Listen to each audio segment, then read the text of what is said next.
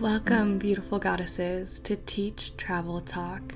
I am Megan, and my mission, goal, and vision is to help guide you through the crazy journey of life and of being a human and having this human experience.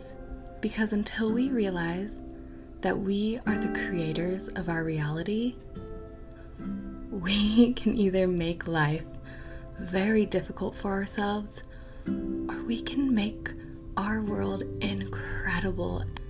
But it's all about how we perceive our world and the world around us.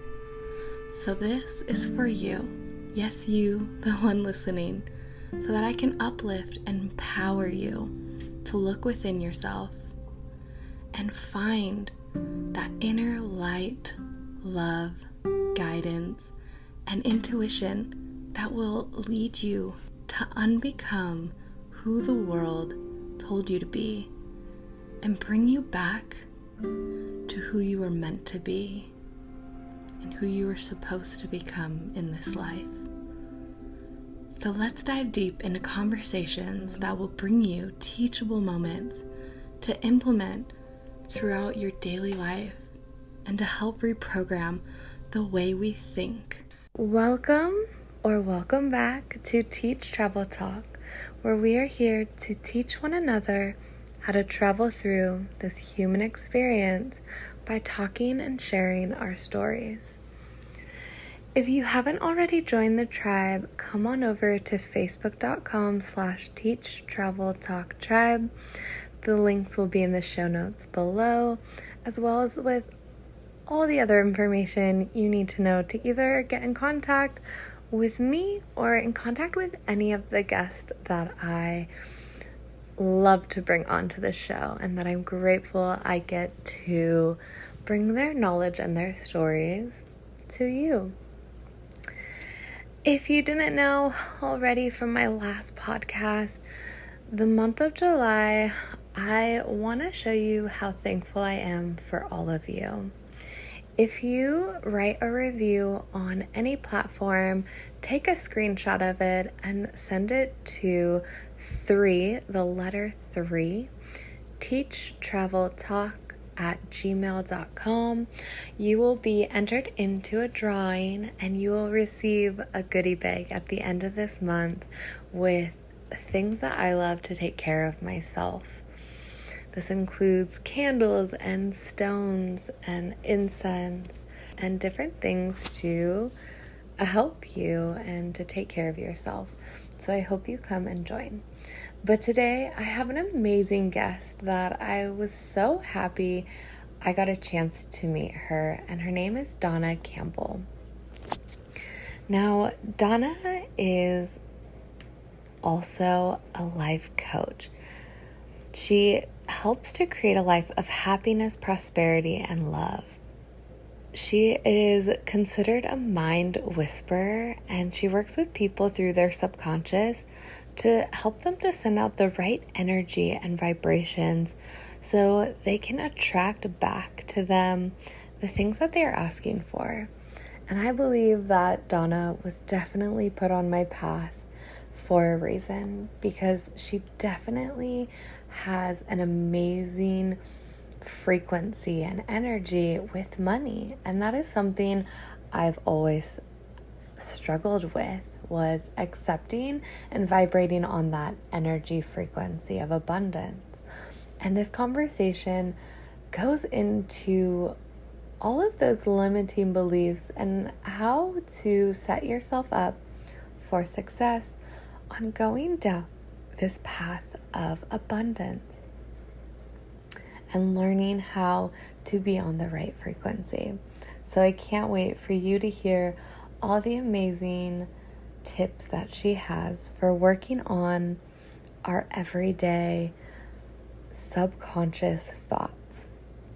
I can't wait. I had an amazing time connecting with her, and I think you will have so many teachable moments throughout this podcast. So without further ado, let's begin. Hello and welcome, Dawna. Thank you so much for being on my podcast today. I appreciate you so much. And I would love for you to just introduce yourself, what you do, and then we can just keep going with that. Okay. And thank you, Megan, for having me. It is a pleasure, and I am truly honored to be sharing with you and all of your audience. So, my name is Dawna Campbell. I got known as the mind whisperer in the media world because of the ability to help people realign their inner balance to create instantaneous results so they can gain infinite prosperity. Now, prosperity is all things, all areas of life, whether it's health, whether it's wealth, or in the category of relationships. And what I've done in the past is I have a phrase that I say, create it now, so we can instantly make those changes utilizing what I call thought form energy healing. And Dawna, how did you get into doing this? Formally, I was a financial advisor and a managing principal of an investment firm, and I managed $500 million of other people's money. So let's talk about stress. Let's talk about worry. Let's talk about pressure. Let's talk about a lot of other things. And my health broke down from it. And I spent 2 years in and out of the medical community, 30 out of 45 days in the emergency room, and doctors were not able to discover what was wrong with me. And they took out a perfectly healthy gallbladder. I had everything from acute pancreatitis to a viral stomach infection to you name it. I did the test and I probably had it. And when they couldn't figure it out, I decided to leave Western medicine and I started studying a natural healing path that led me to an ashram, which was a spiritual living community, to learn how to embody meditation, study physics, brainwave patterns, the whole science and psychology behind healing. And then I met a medicine woman, and she taught me some of her energy techniques, including the one I call pivot and shift, which allows me to do what I do today. So, the last 11 years, I've dedicated my life to this pathway because it works. It healed my life, it works with others, and I have an international practice doing this. Wow. You are already very inspirational to me. Oh my goodness. I'm curious about this ashram. How was your experience there and where did you go? Was it in like your town? Did you travel? Yeah, I moved out of state. At the time, I was living in Idaho, but this ashram was over in Oregon in the Portland area. And it followed Ananda. So it followed the Yogananda principles. He was a yogi that came over from the East to bring yoga and these principles to the West. And that's where I was for the year. And I did some of their training programs. My children went to their school. And it was really about embracing a lifestyle. Now, I was still free to come and go in the spiritual community. I could still have a job if I wanted. We had special days we did things on, but it wasn't the traditional ashram where you go there, you live there, and you're like a monk. It wasn't like Okay. we still got to be, we got to go to classes. We just dedicated our lives to this lifestyle and a healing philosophy. And I just took the time and the year and studied everything possible that I could get my hands on. Because if we don't have good health, we don't have happiness in our life. If we don't have relationships, we don't have love in our life. And if we don't have wealth, we don't have abundance and prosperity to go do the things we want to create the freedom that facilitate the relationships and the health. Oh, I totally agree with you. Definitely. That is great because it's all connected with one another. And when we, kind of have like a stop in one part of it, then nothing is going to kind of flow in it. Creates that imbalance and that chaos within ourselves. Right? Absolutely. Absolutely. So I'm curious, Donna, how did that help you find your authentic self going through that journey? Well, after my health broke down, what Mhm. I learned in that from a naturopathic doctor, she practiced Chinese medicine. And what she found out was I couldn't digest food. So there was something on the outside of my life I wasn't able to digest. Well, as I was taking some enzymes, a $35 bottle of enzymes to repair my stomach lining, that came to light 3 months later. And at the time, that was when I discovered the infidelity of my marriage. and the anger that I was holding on to and processing from the marriage. And then, of course, there was also anger in the corporate world, especially after 9/11 and the global recession and all of that. So I was absorbing all of this anger, and that's what broke down my digestive system. And then, of course, my marriage ended. And after my marriage ended, I was actually happy for the first time. And I was trying to release and lose excess weight from having my second child, and spent 2 years going to the gym and trainers and counting calories, and nothing works. And then when he left and I quit all of that and I was happy, 40 pounds fell off of my body in 3 months, because it was not about the marriage, and it wasn't about, it was about the anger I was holding on to. And so that was when I went to the ashram. And then when I left, I myself was financially devastated, because I took the year off thinking I could go back into the financial services industry, and nobody was hiring regardless of how many security licenses you held. So I couldn't get a job anywhere. So I dedicated my life to this, and I am still passionate about helping people create a life of income, to have opportunities, because I grew up near the poverty line and I just didn't have those. I'm just doing it in a completely different way that really gets results. I think the universe gifted you with that. Said you are not going back into this field. Your light is needed in a different way. Absolutely. Absolutely. It's designed everything to make it possible that I had to fulfill a promise that I said. And the promise that I fulfilled was, I had been in a relationship at the ashram, and that person became domestically violent towards me and abusive. So I ended up leaving that. And because I was like praying prayers all the way when I left, keep me and my kids safe, and I will dedicate my life to this. That's exactly what happened. And so I made a promise, and I'm still fulfilling that promise today. And it's all about being in alignment with your authentic self. So my motive for wanting to help people financially is still there. The passion is still there. The how-to process was not in alignment for me to how to help other people. But through the techniques that I use today and learning and the natural healing methods, that's 100% in alignment authentically with people. So it's always living in the moment, always finding the love in the moment, and living your best life. I love that you started your journey with money as well, right? You were, what, you said 500 companies that you were handling? $500 million. Oh, $500 million. I heard the five. I was like, what was it? That's a big number when you write it out. I had to do that one day. I'm like, wow, that's a lot of money. I was responsible for that, and it wasn't even my money. So I had to be responsible for others. Yeah. So I'm curious, because this definitely kind of, I know that money is a really big block for a lot of us in this world. And you said that, coming out of the ashram, you thought you were going to get back into the financial sector, and that didn't happen. Do you think that your connection with money and that abundance and stuff helped you grow your business and flowing with that? It does. But here's what I discovered the last couple of years, that when I was working with clients individually, they were saying things like, I just want to know that I'm worthy, or that I was valued and appreciated when I was little. When we got down to the root of what was holding the pattern in their subconscious. And then one day it just clicked, and I went, those are the exact same words we utilize in the financial services industry. As financial advisors, we would say, your net worth is, your portfolio appreciated, the value of your account is, and oh, by the way, do you have enough money for XYZ goal? And if you didn't feel like you were enough on the inside, you never had enough money on the outside.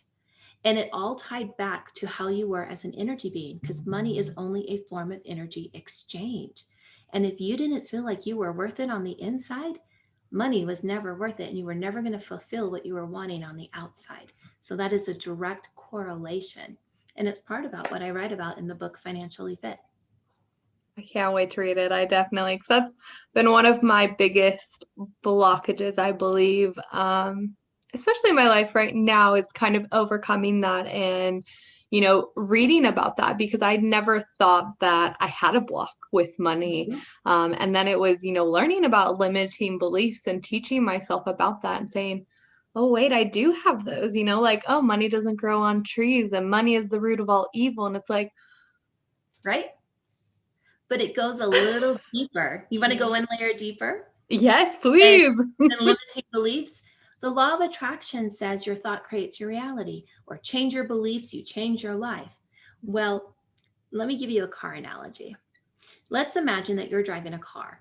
And now, in order for your car to go forward, you have to put gas in it, right? Mm-hmm. Now, different cars take different types of gas. There's unleaded, different grades. There's diesel, there's electric, there's hybrid, there's probably hydrogen cars. Yeah. And if you put the wrong gas in your car, the wrong fuel, do you think you're going to be able to drive your car? No. So if your car is your thought or belief, you have to align the right fuel or energy behind it to propel that thought and belief to come in forward. Now, in the human world, for us, that is our feelings and our emotions. And that is exactly what Nikola Tesla meant when he said, when you want to know the secrets of the universe, think in terms of energy, vibration, and frequency. And your thoughts, those feelings underneath the thoughts, are as the subconscious. And the thought and the belief is the consciousness.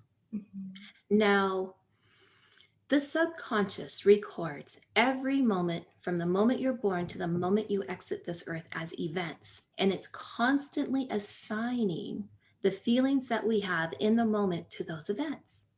The problem is we're only consciously aware of that 10% of the time. We know this because they measured Albert Einstein's brain, they being scientists, and he only had conscious awareness of 10% of his brain capacity. So 90% of the time, we're unaware of the feelings and the emotions behind it. So yes, money doesn't grow on trees. Money is the root of all evil.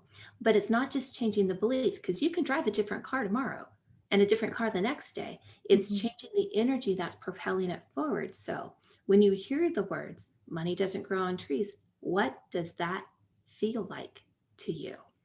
Money is the root of all evil. What does that feel like?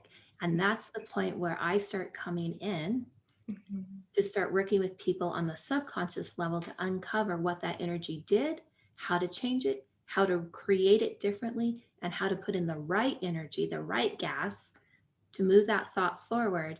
And because it happens in that 90%, you do the same thing that you're doing and you get the result that you want without changing anything. That spoke to me so much.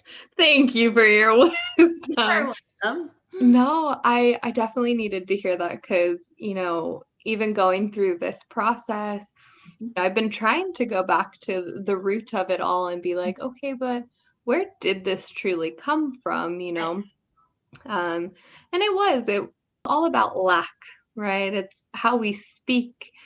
And yes. I've been trying to get that out of my mind, and trying to fuel it with different things. But you're right. Like some of those words do make me feel uncomfortable. Or when I say like, oh, but when I get money, like people who have money don't do anything with it, or, and it's like, no, but I can be a different person.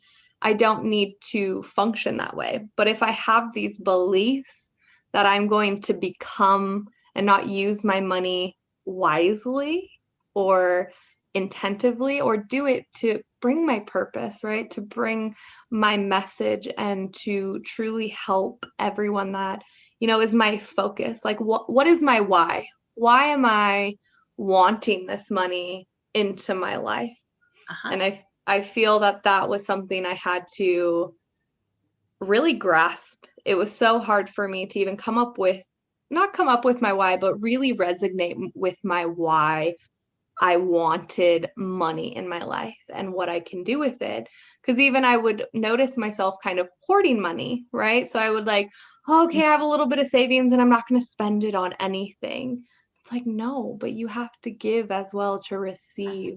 And you have to surrender to giving and surrender to even receiving this energy as well.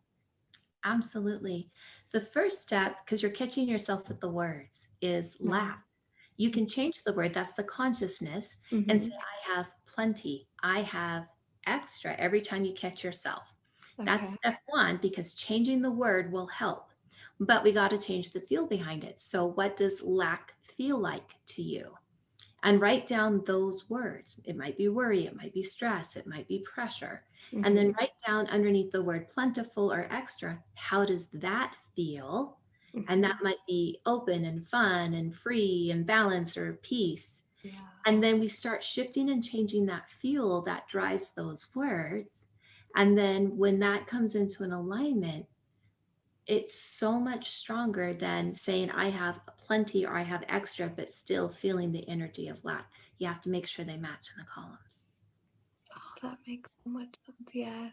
Yes. It was funny because as I was going through this too, something that was never even in my awareness was with my parents. And, I am older, but my parents helped me a lot. And I love them for that. But to me, that's how they express their love to me is, by helping me financially. Yes. And a part of me said, oh my goodness, but if I stop that and I become successful, they're not going to be able to show me Love. love. Mm-hmm. And a lot of parents were like that because that's how love was demonstrated to them. Because back then there wasn't a lot of money. So if they were able to help you, it was an expression of love. And what's happened in society with social conditioning is that we have this belief that if I have all this money, then I'm going to be happy. And that's not true. Your happiness is on the inside, not outside of you. Because I know people with lots of money that are miserable, and I know people with no money that are absolutely happy. Because it's all about making sure you have that good core energy base inside and that you're not using money to try and feel that on the inside. And it's just how social conditioning is. If you're not happy, buy this over here. If you don't like your skin product, here's a better one. If you don't like that color of clothes, here's something that's better because they're trying to obtain it. And that's how we get conditioned in society. I totally agree with that.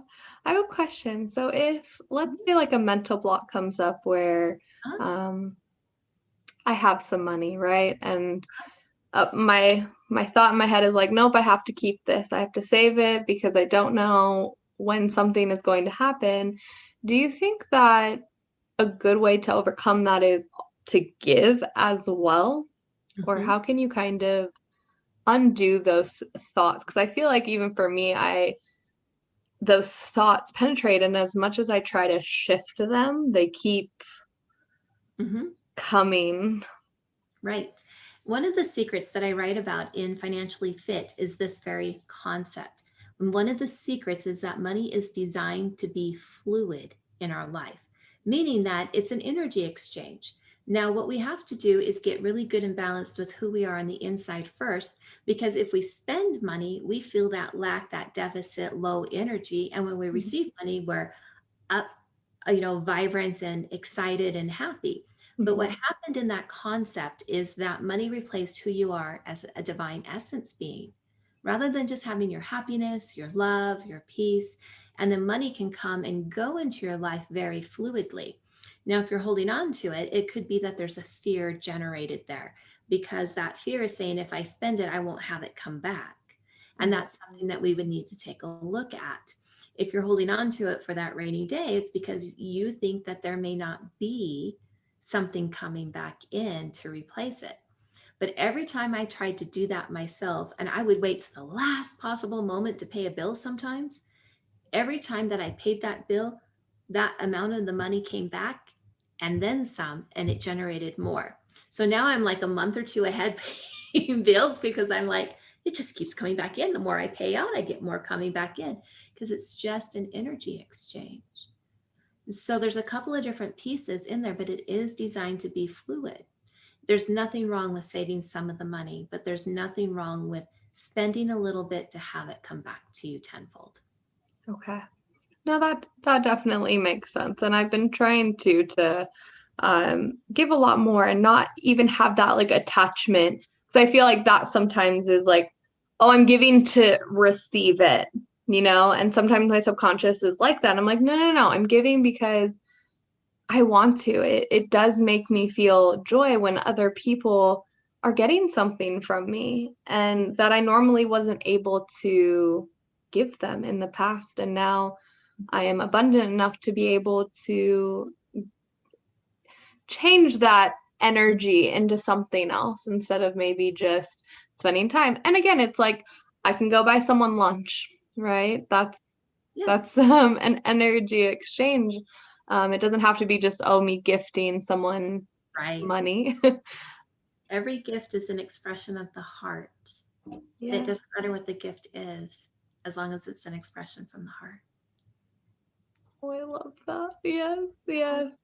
I've been definitely trying to resonate with that a lot. And, coming back, um, I'm a world traveler, so this pandemic made me have to come back to the States. And, I know that this is where a lot of my core beliefs and limiting beliefs have sprouted from, and so coming back here and trying to undo all of that has been a little complicated, frustrating, and it's brought up a lot, even like you've said, it brings up that fear within me. And it's hard 'cause sometimes I can't put my finger on where did this come from. I don't understand where my thoughts have led me because like you said, I am very imbalanced with myself. I really, it's just this last part now is that okay, like Megan, you have centered yourself, you've gotten everything, just this one last little piece of the puzzle that we have to shift and change into something completely different than we normally have been doing. Right. You're absolutely right. And this is exactly how the universe works. We are all like radio receivers. We're always sending and transmitting signals. And we pick up everybody else's signal that they're sending out and take it into us as well. It's a two-way street. Yeah. And when it's a vibrational universe, so when you send out the energy of, say, resistance, it doesn't matter what area in life it is, it's always going to send you back resistance. So you might be resisting somebody, say, in a dating relationship, but then the universe goes, oh, here, have more resistance. And next thing you know, you're resisting money because you're sending out that signal. So when that inner peace shifts and changes, it affects all aspects of your life, even if you didn't work on that aspect, because that peace, you overcame it. I agree. And it's great because like even recently I actually got into investing and doing all that because it's like okay, transform it in a different way, right? Like we also do have to think about our future and be proactive with our money and stuff, like you said, but that's my savings, right? So that is something that can accumulate by itself, doing something and working for itself and not hoarding all of this money. And I'm not saying I have a whole bunch of money that I'm hoarding. I promise I'm not. I'm spending it. I'm doing my free. I am.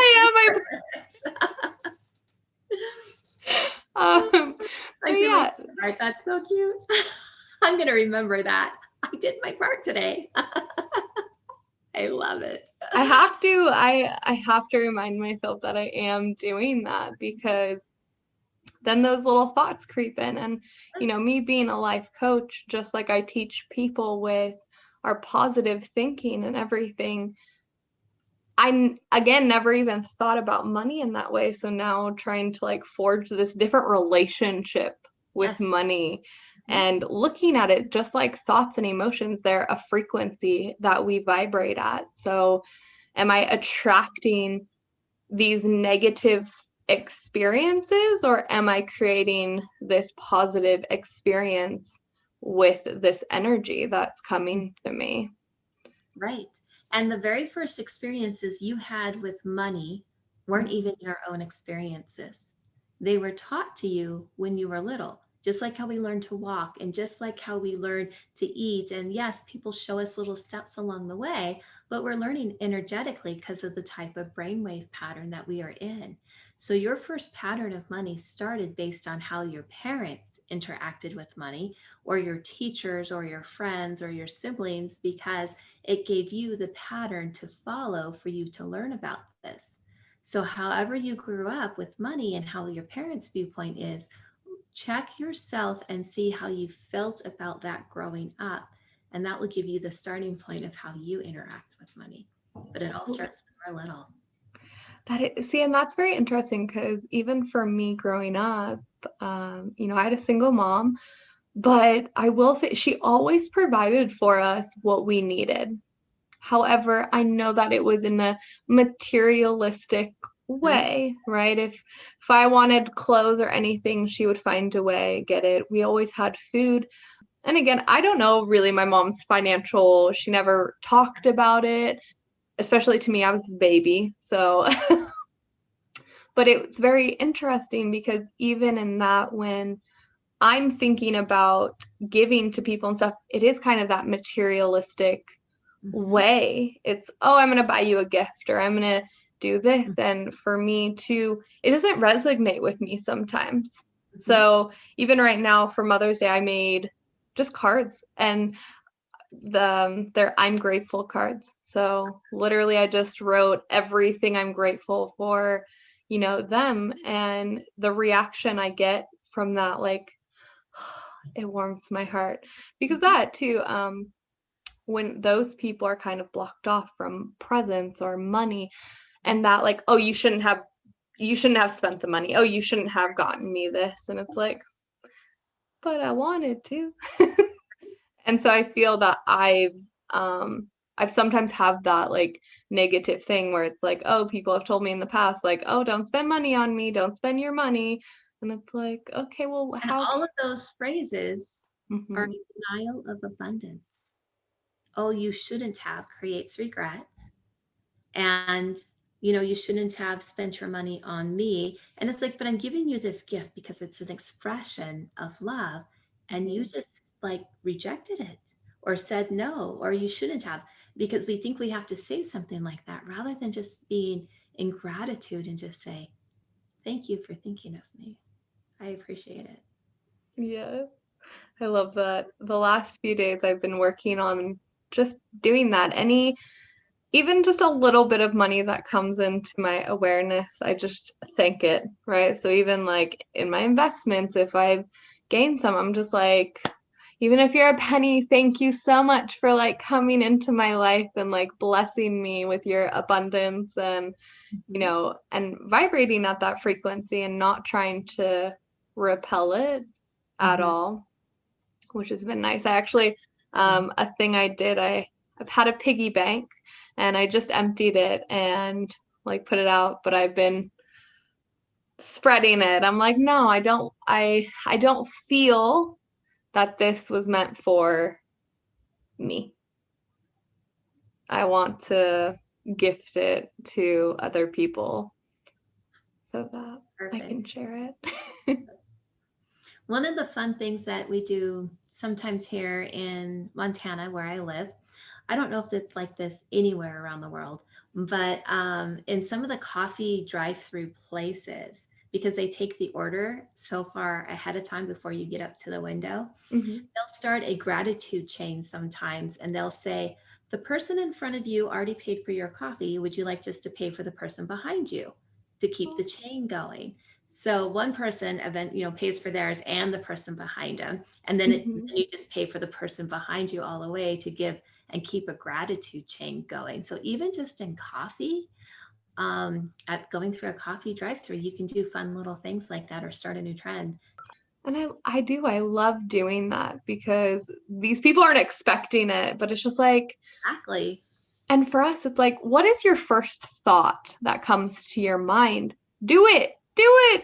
I had this thing when I was traveling around Europe. I was like, okay, Megan, the first thought that comes into your head, even if it's like, go help this person or go give this, I was just like, don't second guess yourself, just do it. And it was amazing. I there was like a few instances that I really can remember and do this. And it was a great way to live. It was a great mindset to just not worry about like, oh, what are other people going to think, or Right. all of this. It's like, just do it. Do the kind thing and just give. You know, at the end of Financially Fit, I talk a little bit about how we are motivated by money, or how money motivates us. And being motivated out of kindness is one of the ways that we're motivated through money. Kindness motivation. So that's really cool and awesome. You are already doing it. I really, really try. Even coming back here, I've been like going through our pantries all the time, and I'll go and take it to the homeless people, or food that, we just haven't ate yet. And it's like, okay, well, it's about to go to waste. I would rather go and bring it to someone that actually is going to use it and needs it and stuff. Which reminds me, I definitely need to go make another trip down there soon. Because then it's hard, because then I get so busy with life and with jobs and, all of this stuff, that then we stop thinking about that.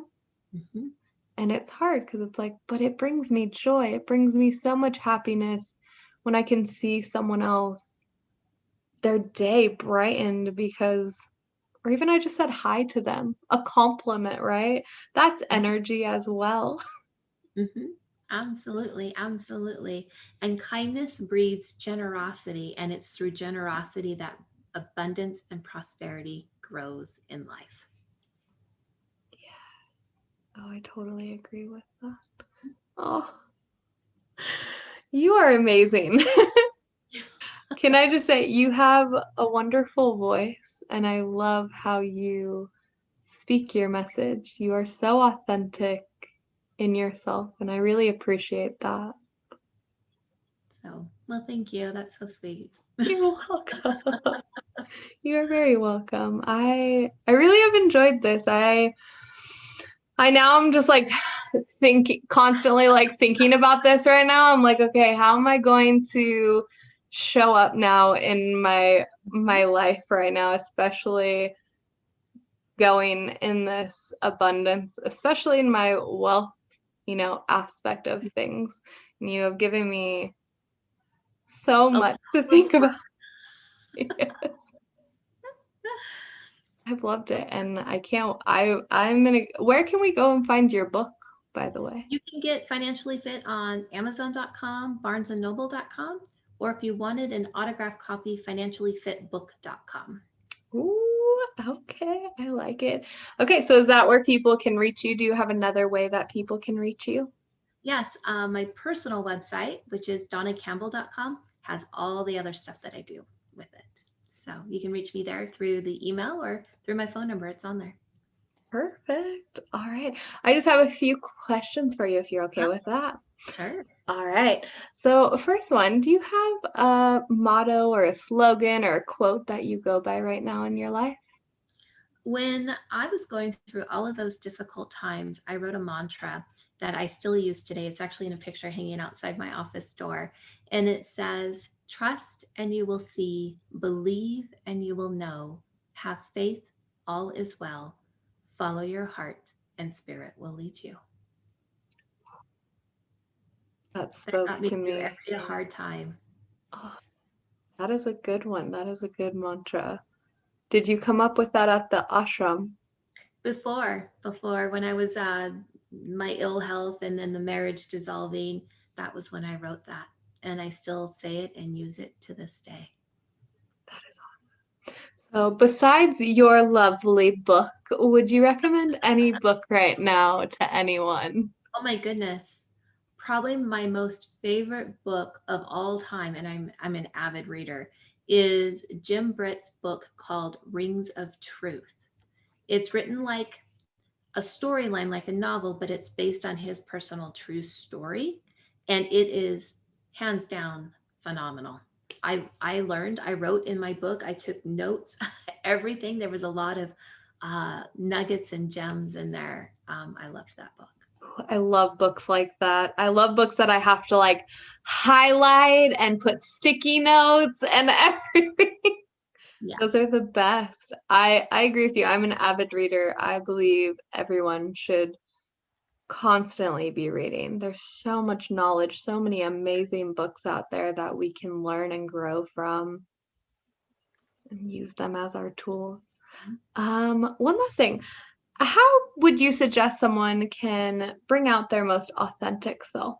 What's a tool that you may use? Smile. I like You smile, you elevate in vibration, and then you're happy, and that energy is coming in, and then you're more authentic because you're in the right frequency. So smile. Oh, I agree with that. I agree. I try to trick myself all the time. I'm like, if I'm in a bad mood, I can just smile or laugh, right?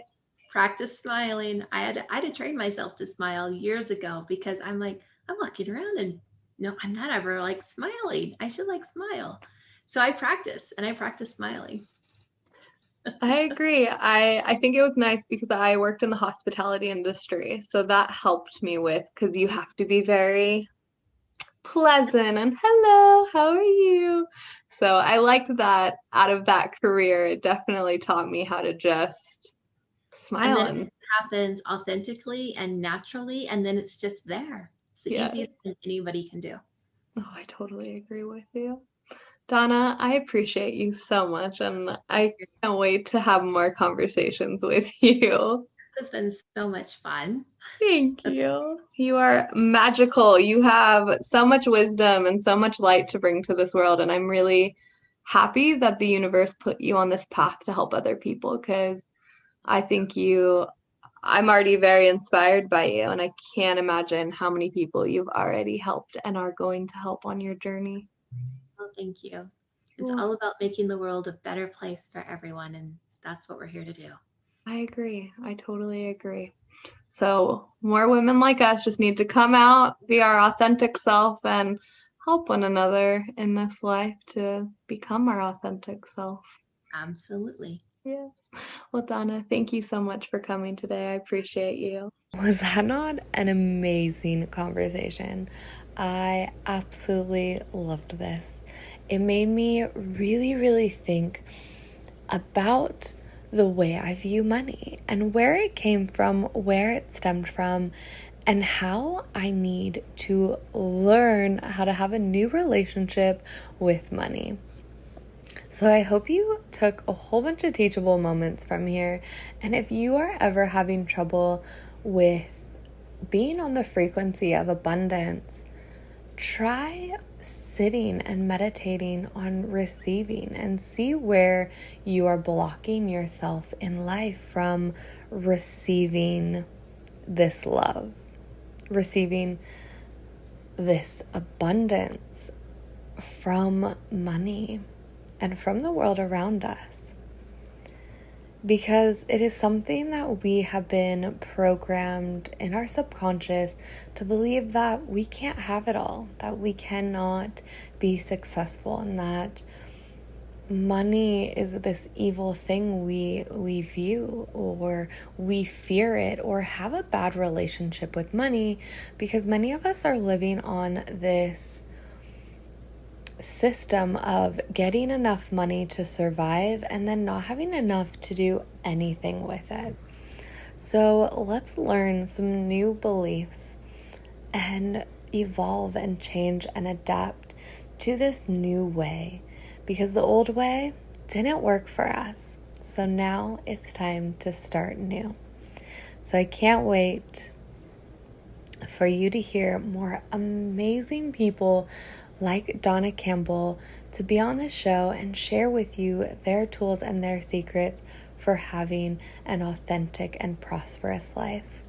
So until next time, my beautiful tribe, come on over and join the tribe at facebook.com/TEACH.TRAVEL.TALK tribe. Dawna Campbell's information will be down below in the show notes below. So until next Tuesday, have magical moments and a magical month of July. And don't forget to review and like and send that email right on over. The email will also be down in the link below. Namaste, everyone.